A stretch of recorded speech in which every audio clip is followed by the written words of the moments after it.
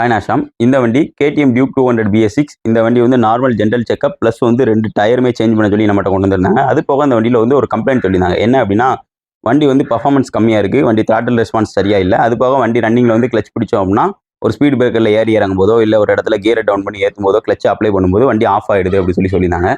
சரி, ஓகே அப்படி சொல்லிட்டு நம்ம கொண்டு வர சொல்லியிருந்தோம். வண்டி வந்து கிட்டத்தட்ட ஒரு 23,000 கிலோமீட்டர் ஓடி இருக்குது. 2 டயருமே சேஞ்ச் பண்ணிட்டோம், ஜென்ரல் செக்அப் எல்லாமே முடிச்சாச்சு. அதுபோக வண்டி வந்து இந்த ஆஃப் ஆகிற கம்ப்ளைண்ட் வந்து என்ன பண்ணியிருக்கோம் அப்படின்னா, த்ராட்டில் பாடி இருக்குது பார்த்தீங்களா, அதோட ஃபோட்டோஸ் அதோட வீடியோஸ் எல்லாமே நான் போடுறேன், பிஃபோர் ஆஃப்டர் வீடியோஸ் எல்லாமே அதை நீங்கள் பாருங்கள். அதாவது த்ராட்டில் பாடி க்ளீன் பண்ணது மட்டும் இல்லாமல் இந்த வண்டியில் ஸ்பெசிஃபிக்காக ஒன்று பண்ணியிருக்கோம். என்ன அப்படின்னா, இந்த பஜாஜோட ஃபியூவல் சிஸ்டம் கிளீனர் நல்லா பார்த்தீங்கன்னா உங்களுக்கு தெரியும். இந்த ஃபியூவல் சிஸ்டம் கிளீனர், அதாவது த்ராட்டில் பாடி வந்து BS6 வெஹிக்கிள்ஸில் வந்து கார்பன் டெபாசிட் ஆகி இந்த மாதிரி ஸ்லோ ஸ்பீட் ஆஃப் ஆகிற கம்ப்ளைண்ட் வருதுன்னு சொல்லி நான் நிறைய வீடியோஸில் சொல்லியிருக்கேன். அதை பற்றி நிறைய வீடியோஸும் போட்டிருக்கேன்.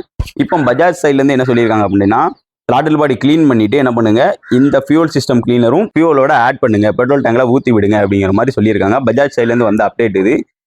இதை வந்து BS6 வெஹிக்கிள்ஸ் வச்சிருக்க உங்கள் ஃப்ரெண்ட்ஸுக்கு, அதாவது பஜாஜ் அண்ட் KTM வெஹிக்கிள்ஸ் வச்சிருக்க உங்கள் ஃப்ரெண்ட்ஸ்க்கு இதை ஷேர் பண்ணுங்கள். மேலும் இது மாதிரியான டெக்னிக்கல் இன்ஃபர்மேஷனுக்கு சாம்ஸ்டெக்கை ஃபாலோ பண்ணிக்கோங்க.